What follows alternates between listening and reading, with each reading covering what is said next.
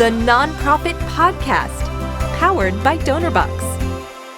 How can understanding the different love languages of everyone in your nonprofit, your donors, volunteers, staff, and the people you serve help you build stronger, more meaningful connections and bring your community closer together? Welcome to the Nonprofit Podcast. I'm Britt Stockert, fundraising strategist here at DonorBox. We're here each week with practical actions that you can use today to take your nonprofit to the next level tomorrow. It is that time of year where love is in the air. Valentine's Day week, y'all, is here. Oh my goodness, either you love it or you hate it. But I'm not talking about chocolates and roses, though. I'm talking about how do you show love to those who make your mission possible? I don't know about you, but I have such a bad habit in both my personal and professional or spaces where it's easy for me to project my own love language and expect that everyone shares the same love language. Do you do that too? So, the question for you here, are you making sure those helping you bring your mission to life that they feel seen, valued, and appreciated? Today, we're going to be talking about this idea of community love languages. We're going to explore the larger ecosystem of the nonprofit community. And I think understanding their love languages, it's going to help you build deeper relationships because, hey, that's why we're here, right? That's what we do. And it's going to build a culture that thrives on community love. So let's break it down. What are the community love languages that you're talking about, Britt? How can you identify them? And how can you use the knowledge that I'm sharing to create stronger connections? So, this whole idea comes from Dr. Gary Chapman's book, The 5 Love Languages. How many of you have read it? I'm raising my hand here. I will tell you, it's been a game changer for my personal relationships. I think it's applicable to what we do professionally as well. And it really is this idea about how we give and how we receive love. And when we get it right, means that we connect with a person on the receiving end on a much deeper level. And I think this same idea, it applies to our nonprofit community, right? This ecosystem that I'm talking about. So here are the love languages that we're going to be talking about today. There are 5 of them: words of affirmation, acts of service, quality time, physical touch, and gifts. Now, I know you're probably like, Britt, physical touch? What are you talking about here? Okay. We don't see this much in the nonprofit world for good reason, unless you're high-fiving people at your events, and I'm all for that. But I would say the other 4, oh my goodness, they are golden. Let's talk about them. Number 1, words of affirmation. Listen, we all love a good verbal or a handwritten thank you, right? However those words are communicated, we all love it. But I'm talking about how do we go deeper? Because people want to know that their efforts truly matter, right? Beyond the generic surface level way. And just throwing out some ideas for you here for your words of affirmation. I remember back when I was at a diaper bank, I can't tell you how many times community members said they felt most inspired when we took a moment to tell them exactly how their contributions were changing lives.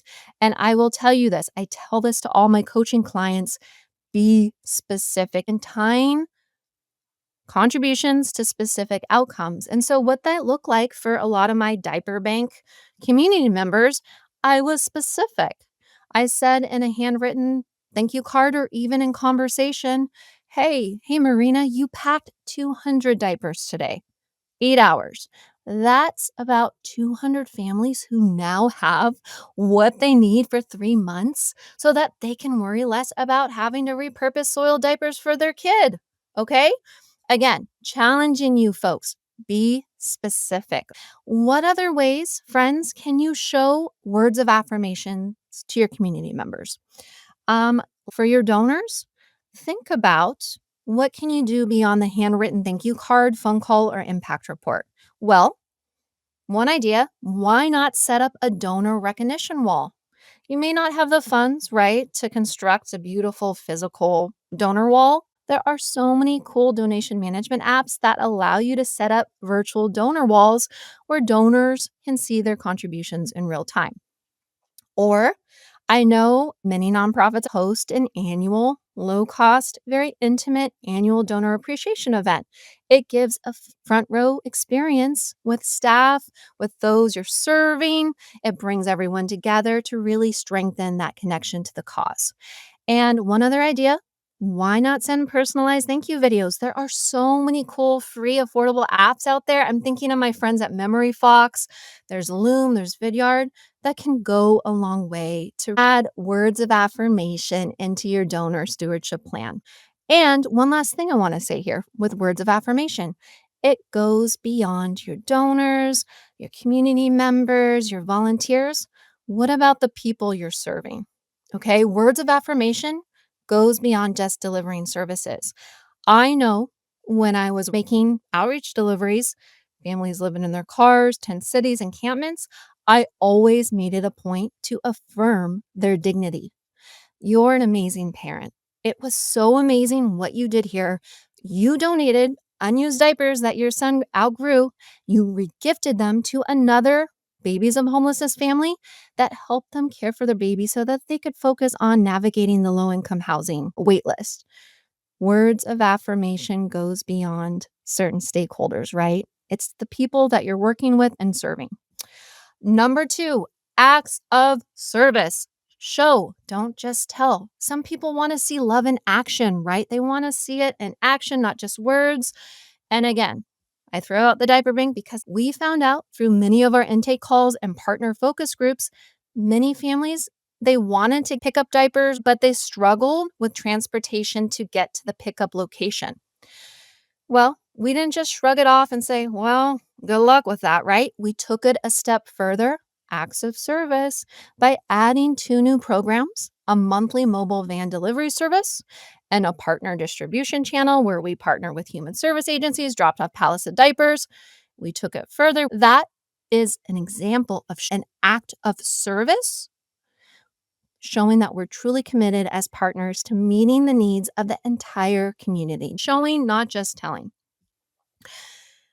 One idea for your nonprofit here, for your donors and volunteers with acts of service, why not tap into Benevity? You probably have Benevity, pull a report, check out who are the local companies that are giving to us, contact those CSR teams. Microsoft has a devoted contact where they'll help you coordinate corporate teams to show up on site and commit to volunteer projects.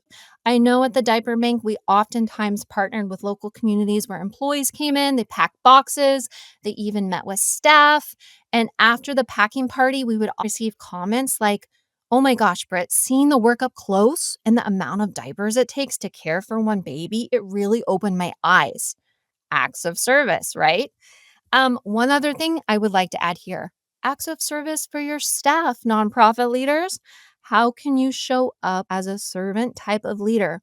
I know for me, during tough times like the pandemic, I jumped in when my colleagues were feeling overwhelmed. I fielded intake calls. I was never above myself. I was clued in early.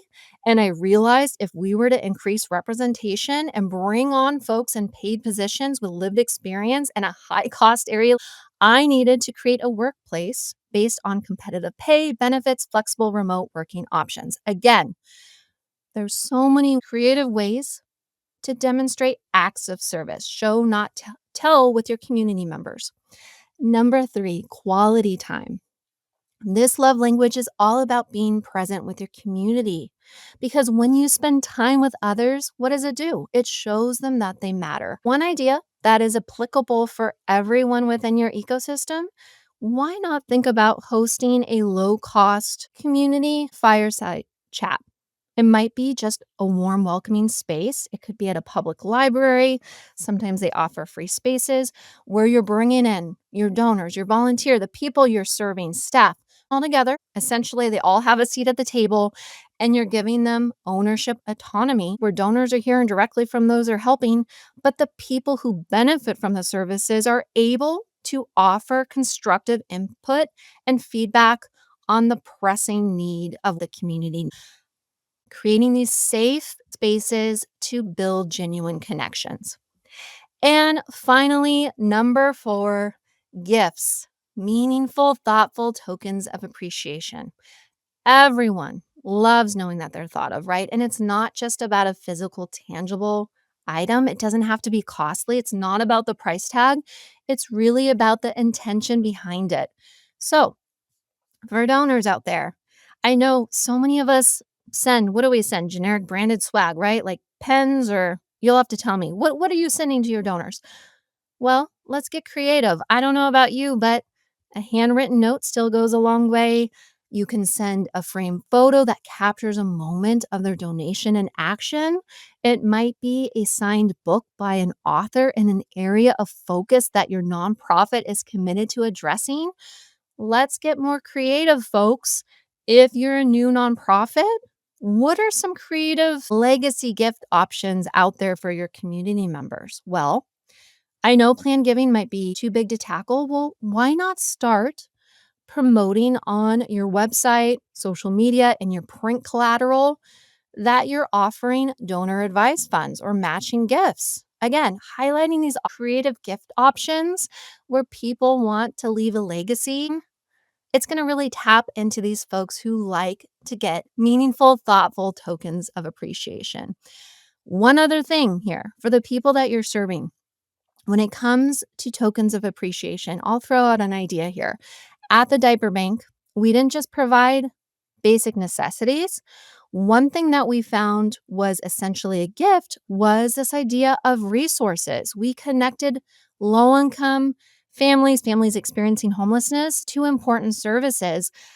Sometimes here in Washington, 211, which is a crisis intake line, they simply couldn't provide real time or accurate resources due to high turnover and outdated information. So, what do? We stepped in and we created our own accurate resource list that we then gave to families. And I will tell you, they were so appreciative. Essentially, it was another form of a gift that just lasted a long time.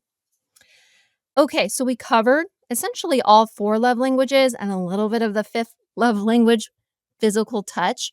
Well, how do we figure out which one really resonates and how do we start speaking it with intention? Okay, I'm going to leave you with this. I only have 2 things to close this out. Okay, number 1, don't be afraid to ask your community directly how they like to be recognized. It might be a quick survey, a questionnaire, it might be in passing in a casual conversation, or you might consider adding it right now to your donation form. Questions like, how do you like to be recognized for your support? Do you prefer a personal thank you note or something public? When you ask and listen, you're building trust and you're showing you're paying attention and you care about their preferences. Okay, so that's number 1. And number 2, pay attention to engagement patterns. People often show you what they need through their actions. Tap into your CRM, other nonprofit tech tools you have to identify patterns and behaviors. For example, do your donors attend your events year after year, or do they prefer smaller, intimate gatherings? Do some volunteers share their work on social media, or do other volunteers prefer to stay behind the scenes? Or for your staff, do they consistently show up early or stay late, or do they schedule more one on one time with your leadership? These 2 things are going to help you identify which love languages resonate with different community members that I'm talking about as part of this larger nonprofit ecosystem. Over time, it's going to really tell you how you need to engage. So, there you have it, community love languages in action. This Valentine's Day, I want to leave you with something that's just what Jenna and I do.